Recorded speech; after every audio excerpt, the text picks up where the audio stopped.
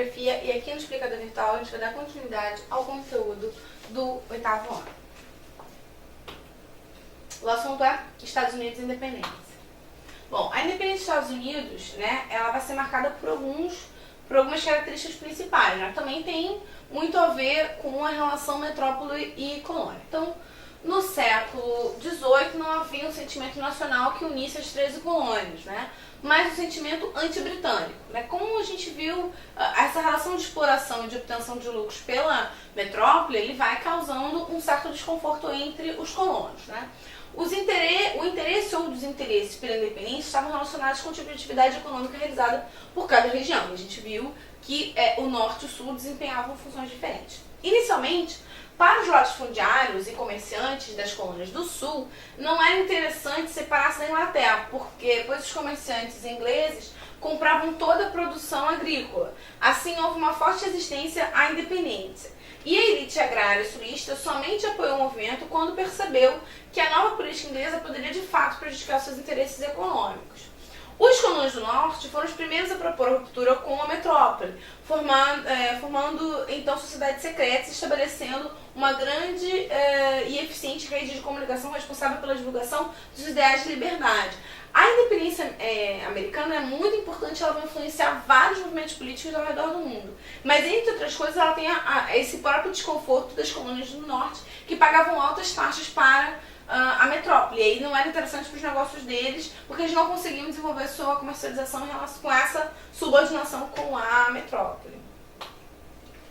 Bom, o movimento de independência dos Estados Unidos inaugurou a falência do regime colonial na América e influenciou seus ideais. O crescimento da maior revolução histórica ocidental, a Revolução Francesa. Então, a revolução, esses ideais de liberdade que vão existir na independência americana, vão influenciar, inclusive, a própria Revolução Francesa, que vai expandir esses ideais de liberdade e colocar essa ideia de você criar uma fraternidade, né, romper com a nobreza. Então, ele é muito importante e também vai influenciar vários movimentos de independência no continente americano. Tá? Então aqui, quando você tem o encontro, né, e a assinatura da Carta, né, de Independência Americana, né, de legitimação da independência americana. Bom, a Guerra de Independência durou até 1781, liderada por George Washington, né, que vai virar presidente depois. A França, a Espanha e a Holanda apoiaram os colônias da vitória decisiva contra a Inglaterra, que aconteceu em Yorktown, na Virgínia. Somente em 1783, no entanto, a Inglaterra reconhece a independência das 13 colônias da América do Norte. Finalmente, em 1787, ficou pronta a Constituição que definiu um regime republicano para os Estados Unidos. Uma curiosidade sobre a Constituição americana é que ela não foi refeita, ela ainda é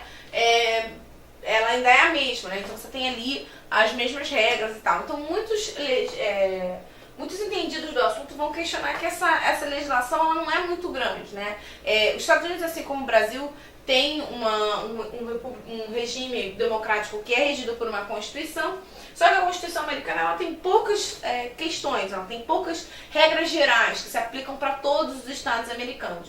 Isso permite que os estados possam criar suas próprias leis, diferente da legislação brasileira de 1988, que é uma legislação bastante recente, nova, né, vai abordar várias questões e que ela é bem ampla. Então, existe pouca liberdade para os estados criarem regras por si só. Por exemplo, a legislação americana não fala nada sobre pena de morte. Então, alguns estados americanos vão reconhecer a pena de morte e outros não. Então, cada um vai decidir. Então, é curioso porque eles não mudaram, né? Você tem as emendas, então, direito à defesa, né? São ainda feitos dentro desse contexto de independência dos Estados Unidos.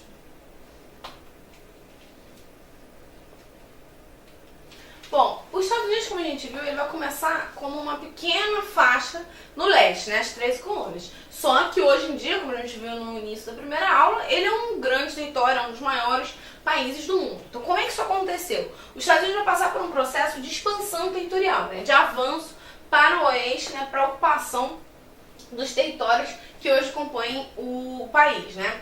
Então, no século XIX, os norte-americanos acreditavam que eles haviam sido escolhidos por Deus para liderar o mundo e nada, nem ninguém poderia impedi-los. Então, essa é a base do pensamento americano que ficou muito forte no século XIX e que até hoje em dia tem seus ecos, né? Eles acreditavam que Deus tinha concedido ao povo o direito àquele território e que eles eram predestinados à expansão e ao crescimento.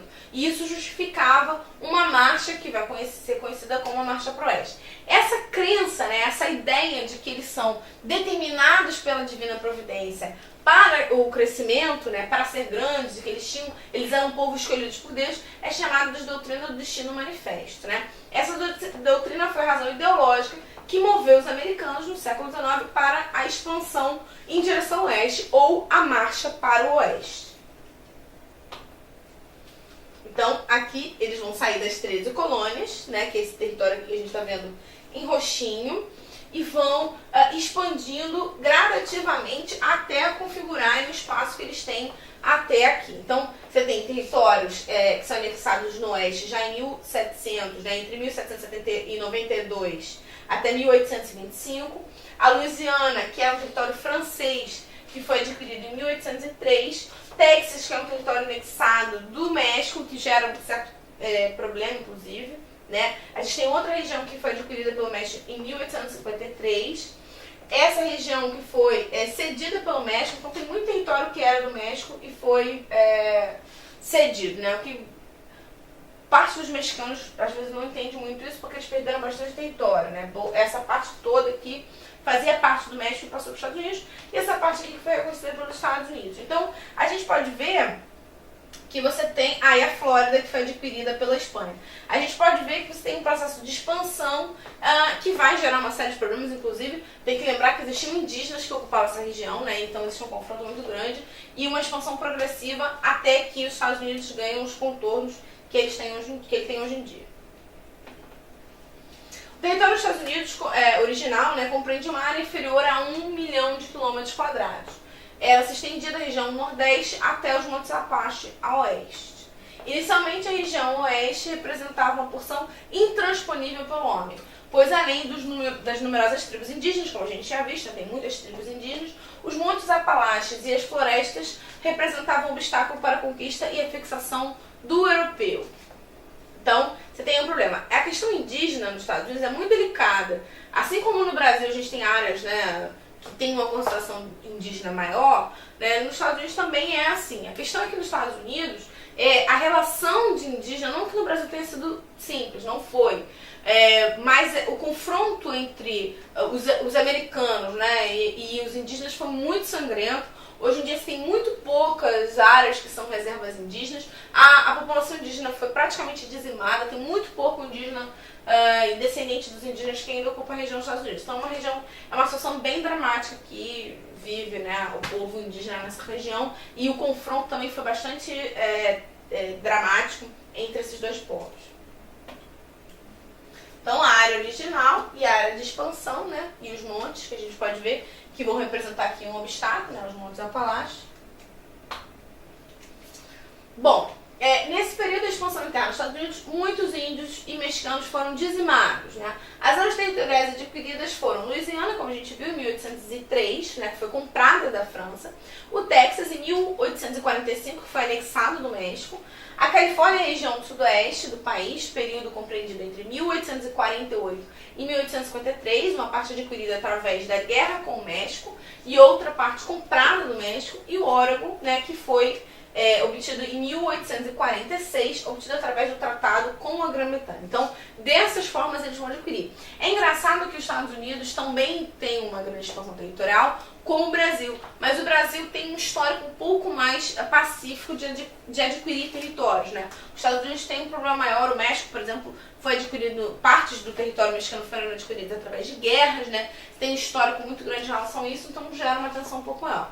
A conquista dessas novas terras e de outras resultou na atual divisão político-administrativa dos Estados Unidos, que possui 50 estados e um distrito federal, que é o Washington, que a gente viu fica na costa leste, e não Washington, o estado que fica na costa oeste, tá? Sendo que 48 estados se encontram localizados em território contínuo e 2 separados, que são o Alasca e o Havaí, como a gente viu. Porto Rico, ele é um protetorado americano, ele tem relações muito íntimas com os Estados Unidos. Quem nasce no Porto Rico tem acesso direto aos Estados Unidos, mas não fazem parte, não é exatamente um território dos Estados Unidos. Então, é importante saber dessa forma. E essa forma é que vai dar as características aí do território americano atual, que a gente pode ver aqui, tá? Então, esse vai crescer até que você tenha a divisão que a gente tem aqui, né? E aí você vai expandir da forma que foi possível fazer, né? E o México, inclusive, vai perder boa parte da sua característica. E uma das coisas que a gente vai observar que é interessante quando a gente fala disso é que, principalmente, as cidades, né, no Texas, Novo México, né, Arizona, Califórnia, tem nomes hispânicos, nomes em espanhol, né? San Diego, Los Angeles, são nomes espanhóis que são origens, né, tem a ver com as origens de terem sido áreas ocupadas anteriormente pelo México, né? Então, isso que é curioso para falar. Mas, por acaso, né, um dos lugares que mais concentra hispânicos não era uma área do México, mas a gente vê aqui como é que se organiza atualmente. Os Estados Unidos também possuem outros territórios, distritos e outras possessões em torno, né, ao redor do mundo, né, principalmente no Caribe e no Oceano Pacífico, tendo cada um nível de autonomia ou não de acordo com o sistema federal, tá? São eles: Baía de Guantánamo, que fica em Cuba, que tem uma questão porque é usado para presídio, né, então tem um problema aí. Guam, que fica no Oceano Pacífico, as Ilhas Virgens Americanas, no Caribe, as Ilhas Marianas Setentrionais, no Oceano Pacífico, Porto Rico, né, que a gente já tinha falado, no Caribe, a Samoa Americana, no Oceano Pacífico, a Ilha Navassa, que fica no Caribe também, as Ilhas Baker, Holland, Jarvis, Johnston, Wake, Recife, Kingman, e os atóis de Midway e Palmyra, todos estes, né, no Oceano Pacífico, que é meio uma área de influência, né? Os Estados Unidos busca, né, a Inglaterra também tem várias ilhas ali ao redor da costa da América, é uma área de influência, é importante até para eventualmente você fazer alguma operação militar e tudo mais. Não são parte do território americano, mas são protetorados e tem uma certa ligação com os Estados Unidos, recebem investimentos ou tem ali uma ligação importante com os Estados Unidos. E são importantes até por uma questão militar, né? Os Estados Unidos têm muita preocupação, inclusive